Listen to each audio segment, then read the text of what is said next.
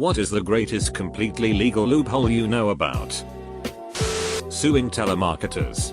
A lot of people don't know that telemarketers break a lot of laws because pretty much no one calls them out on it or threatens to sue. Here is a write-up someone did on it with sources. I am being harassed by a company and this article was gold. So gold for you. I feel so special. Thanks. Hopefully they've called you a ton. From what I've read it's $500 a call.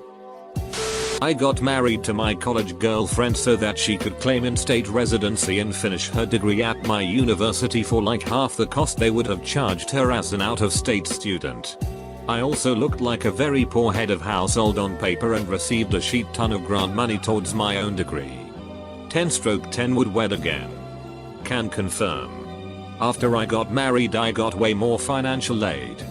I'm expecting even more next year thanks to my son on the way. Here in Costa Rica it's quite hard for foreigners to get a work visa or residency.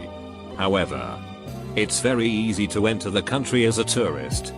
The only requirement for tourists is that they can't be here for more than 3 months. So, instead of going through the whole process of getting a work visa, at least 80% of the people I know here with foreign blood simply drive up to the Nicaraguan border and come back every 3 months, allowing them to become what is known as a perpetual tourist. I know some people that have been exploiting that loophole, completely legally, for about a decade. Farrens v. John Deere. A plaintiff that had a tractor accident in one state waited until after the statute of limitations had passed to go seek legal counsel. Most lawyers would have given up. Instead, this genius son of a bitch filed the lawsuit in a different state that had more permissive statute of limitations laws. Then filed a motion to transfer the case back to the plaintiff's home state for the convenience of the parties involved. Motion granted. In law school you quickly find out that great legal loopholes are a Hollywood fiction. For the most part. But this is the stuff of legend. And really clever lawyering. There's more to this story but I'm drunk and sleepy. Source, am lawyer. Japanese pachinko machines. Basically, gambling in any form is illegal in Japan. But the Japanese still want to gamble. What do? Well, they go play pachinko machines, essentially slot machines with just a bit more skill involved, in a special parlor. Get a certain amount of tickets depending on how well they did. Exchange those tickets for a prize like you can in a lot of arcades. And then sell that prize at an independent business right next to the pachinko parlor for real money. You need to jump through lots of hoops. But because the two businesses, the parlor and the exchange store, are entirely separate, that creates a legal loophole that essentially allows people to gamble for cash. Yes, you can gamble that way. But there is no way I could stay in a pachinko hall for more than a couple of minutes. The noise. Oh god, the noise. This cop told someone I knew that if someone broke into your house, you could heal them as opposed to injuring them to avoid an excessive force lawsuit. If they are dead, it's your word against his and he's dead and you're the victim. This doesn't work in states without a castle doctrine or states with a duty to retreat. They'll collect evidence as if it was a murder, such as where the body is, where the shots were taken, etc. You can break any law, as long as you are dead before they arrest you. Is it so that when the cop says you have the right to remain silent he'll look like an idiot? You cannot arrest a husband and wife for the same crime. I have the worst ducking attorneys. When your pawn has moved 3 spaces forward and your opponent moves one of their pawns 2 spaces forward so that it's next to your pawn under the assumption that this means you now can take it. You can move your pawn diagonally behind theirs as if it had only moved 1 space forward and take it despite not moving to where the pawn actually was. You can't do this anymore either.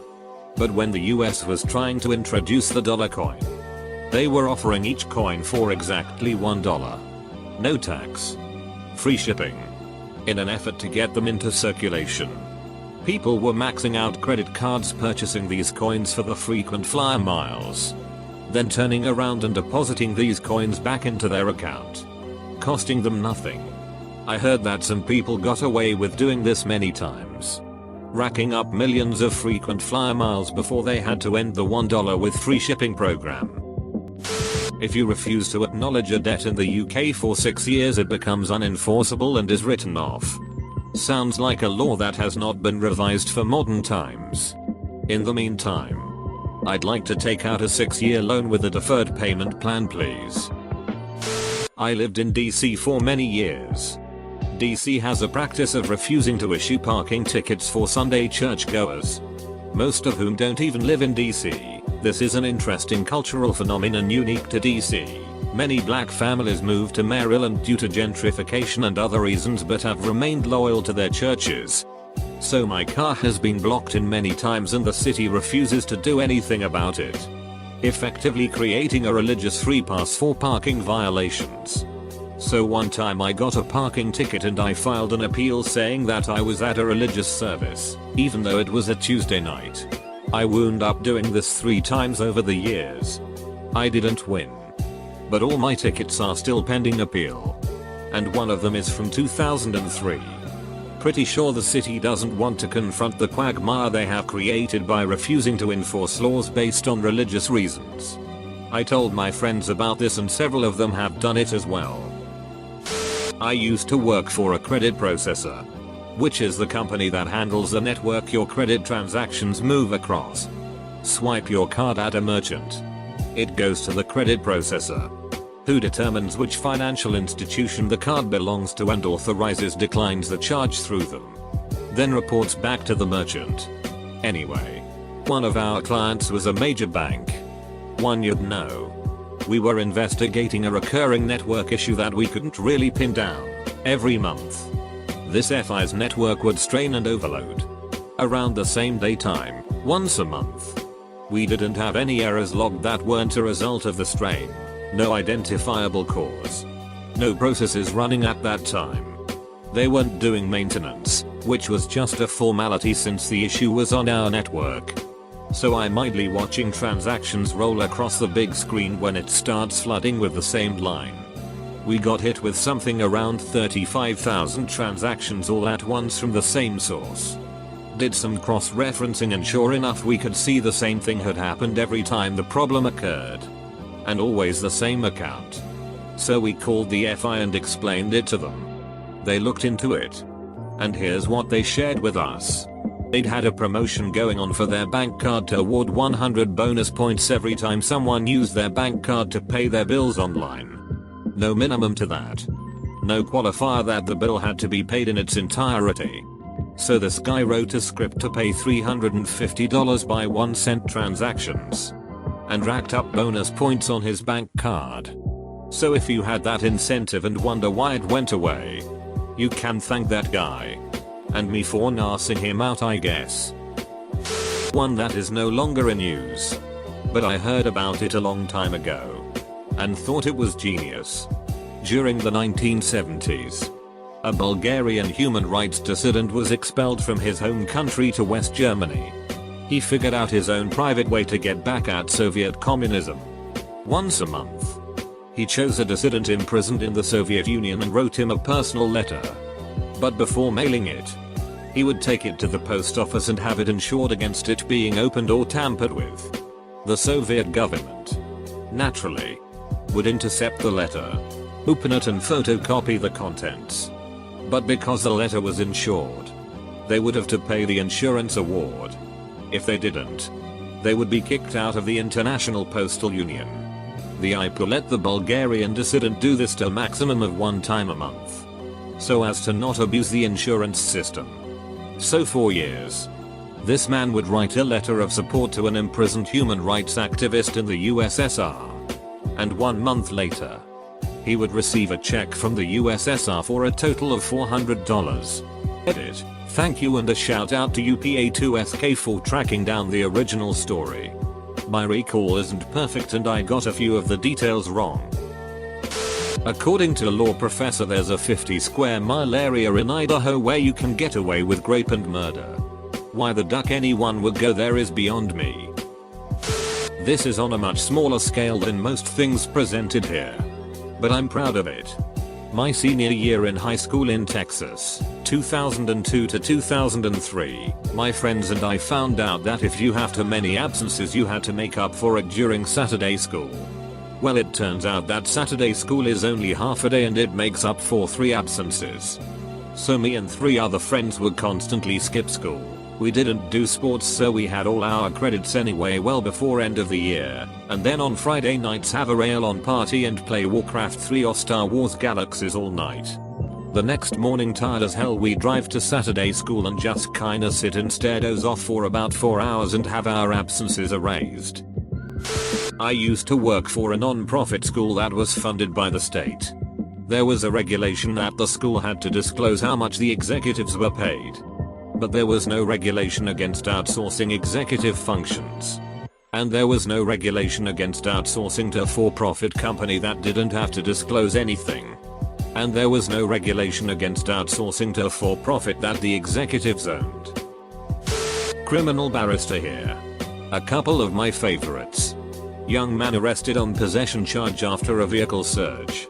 He admits possession of cannabis and gives his reply to caution, which is recorded in the officer's notebook as, "Don't strip search me." The case is an anticipated guilty plea. But at the first appearance his instructions are that the officer threatened to strip search him if he didn't admit the drugs were his. Takes it to trial on this issue. Officer denies ever mentioning strip searching the defendant. At trial the officer is questioned as to why the reply to caution was "Don't strip search me" if the officer had never mentioned a strip sarc. Pretty clever to set that up in my opinion. I do a lot of road traffic work as well, and some of the points taken are quite entertaining. Such as putting the prosecution to strict proof in respect of the speed limit for a particular road. And insisting upon a strict interpretation of what evidence would be permissible to that end. Pretty small thing. But it's one I use really often. Stop signs in parking lots aren't legally enforceable. They are on private property and out of police jurisdiction. So the next time you're leaving Walmart at 3 AM feel free to roll through that annoying stop sign in the middle of the empty parking lot with no possible repercussions. You rebel. Edit. Looks like these signs aren't usually enforceable. Certain states may have adopted laws to allow ticketing for private property infractions. Check your local laws before becoming a 3 AM Walmart rebel. Call yourself a church. Great, now you are tax exempt. Throw away for obvious reasons. I have earned over $90,000 by getting compensated by airlines. This is a simple trick that works well. If you know certain routes at your airport are always oversold, just buy a fully refundable fare a few days before the flight takes off. Usually this will be one or more of the oversold tickets. Just go to the airport and offer to give up your seat and reap the rewards. If not needed, just refund your ticket. Usually I book 12-18 tickets in one day and hit one after another up until my planned departure in the evening. I try to spread it across 5+ airlines to avoid seeing the same stuff. I fly for free everywhere in the world. Southwest has the best policy. Usually $300 plus twice the value of your ticket. I have thousands of dollars of credit with all the airlines that I can't even use it fast enough. In Denver, the city places about 10 photo radar vans at various locations around the city. If you are speeding, the radar van snaps multiple pictures of the driver, the car, and the license plate. A few weeks later, a ticket arrives in the mail with the pictures and a $40 fine, $80 if in a work zone. However, there is a beautiful little clause at the bottom of the ticket that says, you may sign and mail in the not pictured driver affidavit located on the back of your notice of violation or penalty assessment notice. You must submit a legible, clear photocopy of your driver's license with the not pictured driver affidavit. The affidavit and supporting documentation will be reviewed by a Denver Police Department employee and a determination will be made regarding the identity of the actual driver. If further information is required, you may be contacted by the Photo Enforcement Unit. If it is determined that you are not the driver, the case against you will be dismissed. Source: my parents figured out this loophole years ago. and have had their cars registered to each other for many years for the sole reason of getting out of photo radar van speeding tickets. This one is because of my roommates. They would rate a Pizza Hut nearby us and get a free pizza. Go down. Get the pizza. Rate the Pizza Hut and get a free pizza. Basically they never had to pay for a pizza from Pizza Hut. However, because they aren't arseholes, they would also buy other stuff. Drinks, desserts or garlic bread. Probably why they allowed it TBH. In my city and county, if you maintain an abandoned property adjacent to your own for 7 years, it becomes yours legally. It's hard to describe, but I've fenced off the last parking space sized bit of an alley that used to run behind the block. All my neighbors have given the city lots of money to acquire theirs. I'm going for the slow play. UK.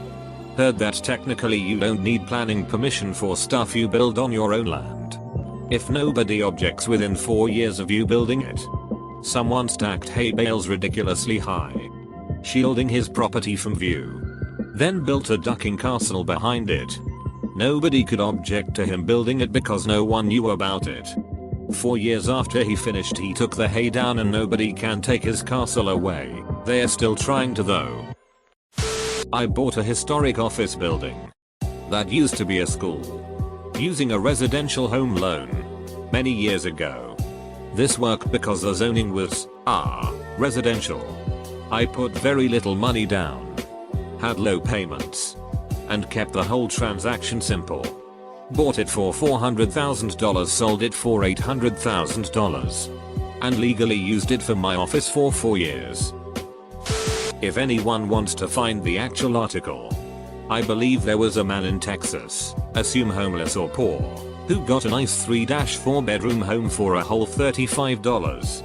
When the previous owners left their suburb home, I assume a lack of payment, he paid the fee to have the home transferred to him. I believe the only stipulation was to stay 3 years and it becomes his. No mortgage, no rent, just a $35 piece of paper. Neighborhood was pretty pissed. I applaud the man for his craftiness. Right to repair. Void the warranty because you broke open yours box to find the part you need as a pain in the ass. Send it to Microsoft. They still have to fix it even though the warranty states that it is void if opened, but if you opened with intent of repair they have to fix it. In most of the world, children are actually allowed to smoke cigarettes. They aren't allowed to buy them though. Similar rule with alcohol. Worked at a restaurant where we had a promotion during the holidays.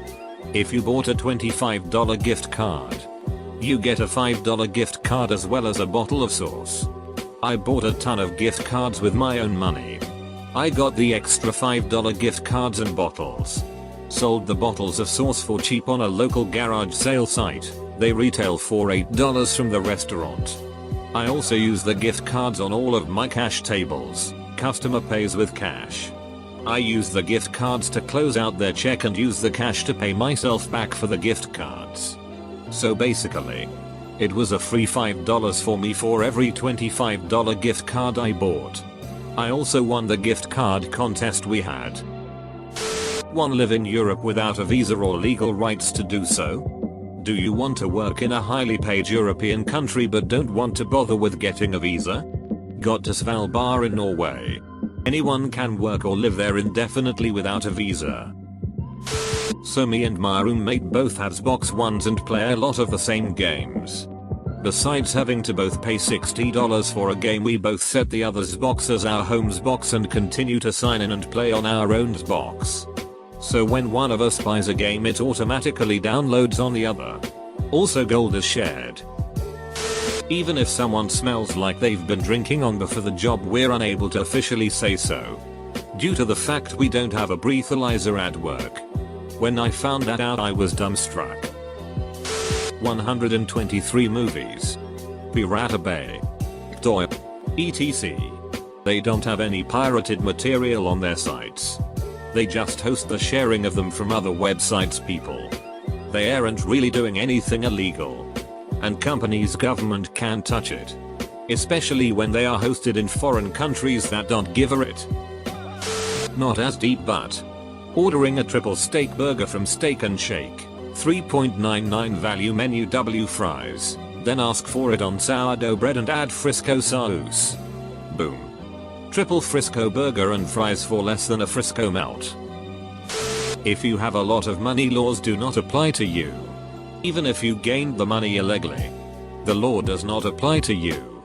There is a legal loophole in this loophole though. If you hurt another person with a lot of money, then the law applies to you. If you have any sort of hobby that you can show is profitable, you can claim it on your taxes. IRS will see it as a small business for about 5 years. Obviously you don't want to do this if it is profitable. It's just a backdoor way to get a little refund from a hobby.